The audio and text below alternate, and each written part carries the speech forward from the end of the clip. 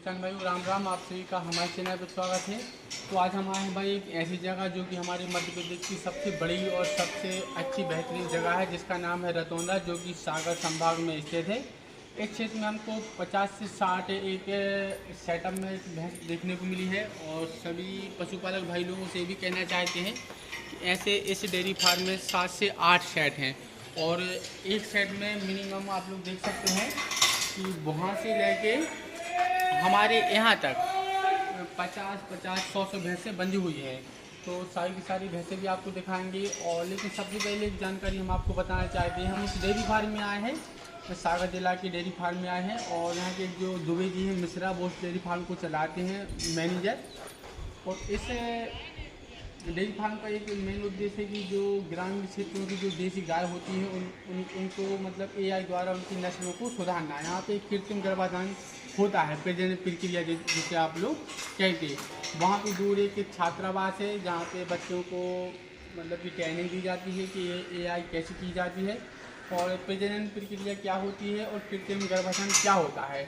आप लोग देख सकते हैं कि भैंसों की सबसे पहले नस्ल की बात करते हैं तो यहाँ पे आपको मुर्रा, जैसे कि मुर्रा नस्ल की भैंस भी है, देसी भी है, ठीक है। और उस लान में जो उस वाली जो लान है उस साइड आपको जाफराबादी भैंस भी देखने को मिल जाएगी, ठीक है। लेकिन जो ज़्यादा से ज़्यादा जो नस्लें हैं वो यहाँ पे मुर्रा और देसी में क्रॉस भैंसें आपको देखने को मिलेंगी। तो इसे अभी हम लोग पहले सेट में आए हैं। इस सेट में मिनिमम 80 से 90 भैंसें हैं और एक एक भैंस से 4-4, 5-5 लीटर दूध देती है। अभी अभी एक वर्कर ने बताया, जो सामने जो वर्कर थे वहाँ पे आप जूम करके बता सकते हैं कि वहाँ पे जो वर्कर है उन्होंने अभी बताया भाई कि 52 से 53 भैंसें लगती हैं और 200 से 250 लीटर दूध एक सेट का होता है। और इसकी दूध की बात करते हैं कि दूध ज़्यादा कहाँ है, आप लोग जो देख रहे हैं ये सारी की सारी भैंसें लग चुकी हैं। ओनली सिर्फ 2 से 3 भैंसें ही रह गई हैं लगने के लिए, ठीक है। तो हम आप सभी भाई लोगों का जो यहाँ पे जो डॉक्टर साहब हैं उनसे भी हम आपका परिचय कराने वाले हैं बहुत ही जल्दी। आप लोग वीडियो में बनी रहें और वीडियो को पूरा देखें। और यदि वीडियो आपको अच्छा लगे तो प्लीज़ वीडियो को लाइक, शेयर एंड सब्सक्राइब जरूर करें। और व्यवस्था की बात कर लेते हैं। और एक बात और आप सभी भाई लोगों को बताना चाहते हैं कि जो सारा का सारा जो डेयरी फार्म है एक गवर्नमेंट डेयरी फार्म है। इसका दूध सीधा का सीधा भाई भोपाल जाता है और उससे कई प्रकार के प्रोडक्ट बनाए जाते हैं, जैसे कि रबड़ी वगैरह बनाई जाती हैं, चॉकलेटें बनाई जाती हैं, है ना, और पनीर इत्यादि बनाए जाते हैं। देखो जो दूध रहता है, दूध से बहुत सारे प्रोडक्ट बनाए जाते हैं, आप लोग समझ सकते हैं, ठीक है। और आपको व्यवस्था भी दिखाते हैं कि देखो कुछ नाली वगैरह भी ऐसी काटी गई है कि जो भैंसों का जो मल मूत्र होता है उससे अच्छे बड़े बड़े मतलब फैन भी लगाए गए हैं, जैसे कि भैंसों को गर्मी का एहसास ना हो।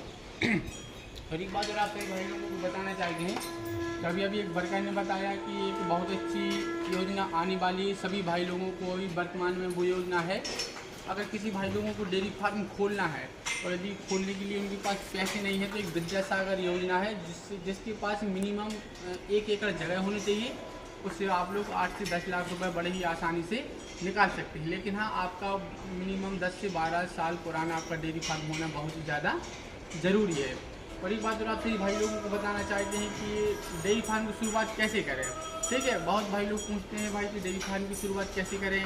तो सबसे पहले आपको बताना चाहते हैं कि जो मेन फोकस रहता है वो है मेन फोकस पैसों का।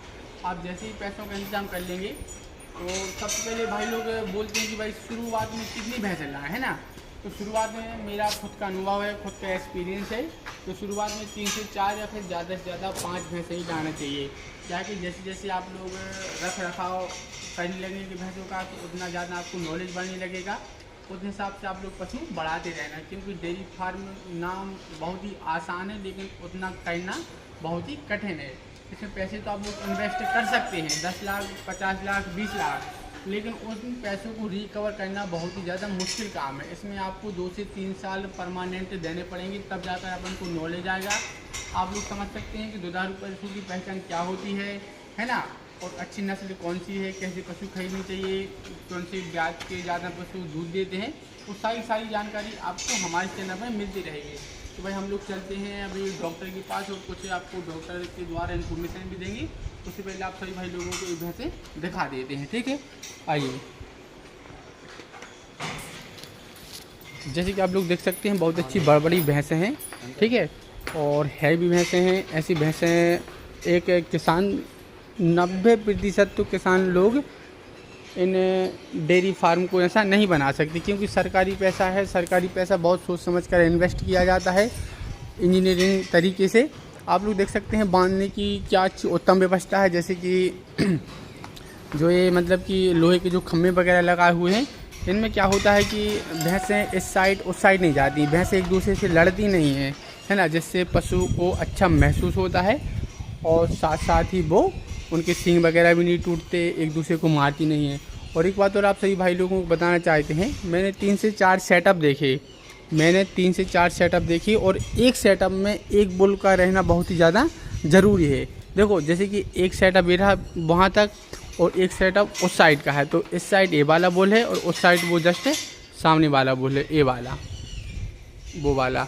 इसमें क्या होता है कि जो कुछ भैंसें जो हीट पर नहीं आती, वो यदि आपके भैंस के पास बुल रहेंगे तो वो भैंसें हीट पर बहुत ही जल्दी आ जाती हैं।